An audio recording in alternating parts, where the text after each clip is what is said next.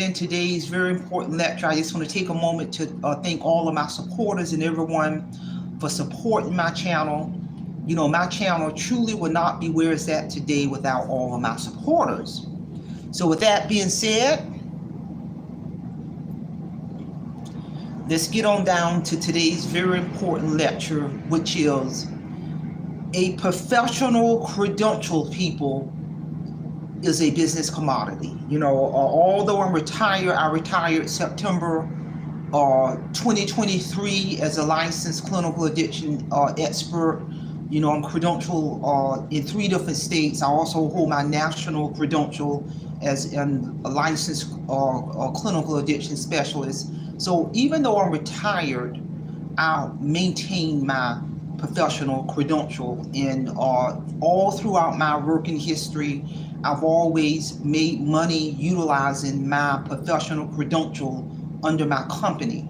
And I still utilize my professional credential to generate revenue even in retirement. So I've always known that holding a professional credential is a business commodity.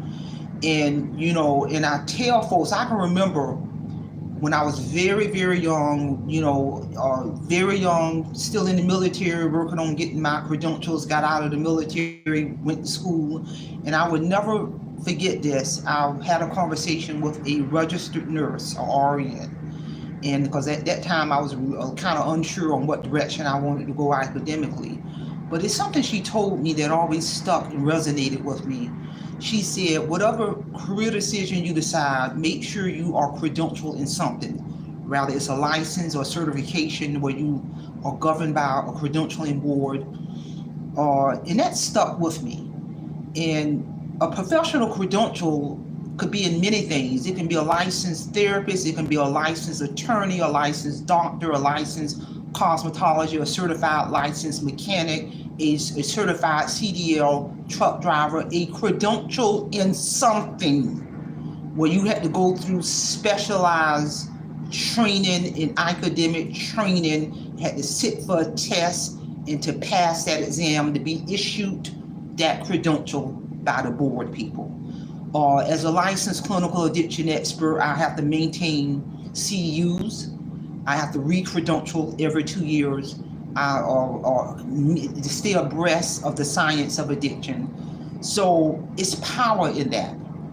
And, to give you an example, there are certain things I do in retirement where I'm utilizing my credential to provide certain types of evaluation for fee people. And it's power in that. You got someone who may be a licensed realtor or a licensed broker, who maybe do training or certain courses on how to pass that examination to become a licensed realtor or broker. You may be someone who's a certified teacher who may do tutoring under their own side business and make money. There's so many things when you hold a credential that you got to think outside the box where you can generate revenue under your credential for real talk people. I know I have people who are registered nurses in my family, and they make a lot of extra money as a registered nurse doing certain types of training. They teach at colleges, or it's all kind of ways a person can utilize their professional credential as a business commodity. Whatever money I spend to maintain my credential throughout each 2-year cycle, when I have to take continuing education classes. So all of that money I spend to maintain my credential is a business write-off. All of the money I spend to renew my credential, to pay that application fee, and all of that is a business write-off. So I save all those receipts, or with anyone else who holds a professional credential that they're governed by a board. And even if they are retired, or even if they step away from their profession for a while, they can do that as long as they maintain their credential. That means they got to stay abreast of those CEUs, they got to pay their renewal fee. And there's nothing wrong with that But even if you step away and take a breather from your profession, whether you're an attorney or a doctor or licensed therapist or a licensed cosmetology or a licensed auto mechanic or a licensed plumber, as long as you maintain your credential, that's fine. And that's why you got to view it, have the mindset that that professional credential is a business commodity, and there's so many ways you can make money off of your professional credential. Rather it's getting contracts, rather it's doing training or coaching. And this is real talk, people.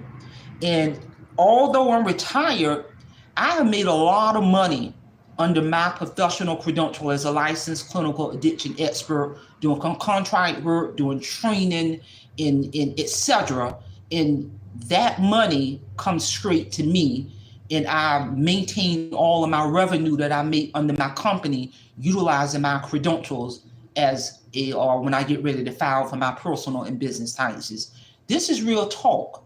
You have many people who are working full time in their profession, but they also are making money off their credential from their own little business, rather it's training or consulting or coaching or supervision, or they got their own group of clients as a licensed electrician, where they got their own set of clients under their company where they generate money. This is real talk, people. And that's why when I'm talking to young people, about career choices, I always ask them, what are your knowledge, skills, ability, passion in terms of, or what do you like to do? And then you have to ask yourself, are you willing to go through a certain type of licensure or certification to specialize in this career? Because once you get that credential is governed by a board, you got code of ethics you have to abide by. Because understand, even if you go out and get a job based off your credential, you can leave that job, but your credential is attached to you. You report to that credentialing board, so you can view that credential as a business commodity where you'll always be able to make money under your credential. This is real talk.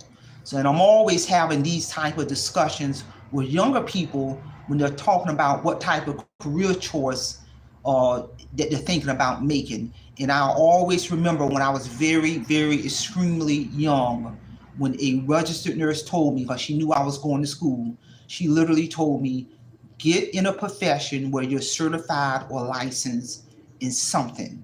And her recommendation and advice paid off, because I'm a licensed addiction expert. And even throughout when I was working in the workforce prior to me retiring, I have always made a lot of significant money utilizing my credential under my company, and I still do, which is another stream of income. This is real talk.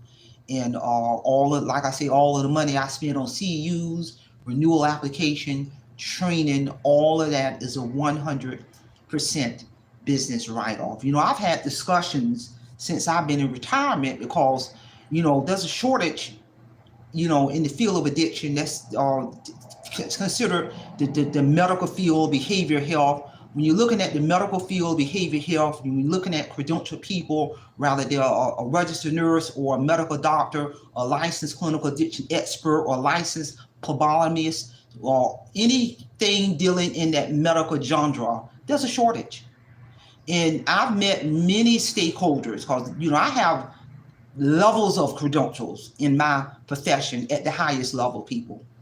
And since I've been in retirement, if I can tell you literally, because I meet and I talk to a lot of people, if I can tell you the amount of job offers I had to be a clinical supervisor, to be brought in as a clinical supervisor in the field of addiction, if I can tell you the amount of job offers that I have turned down because I have no desire to do that full time.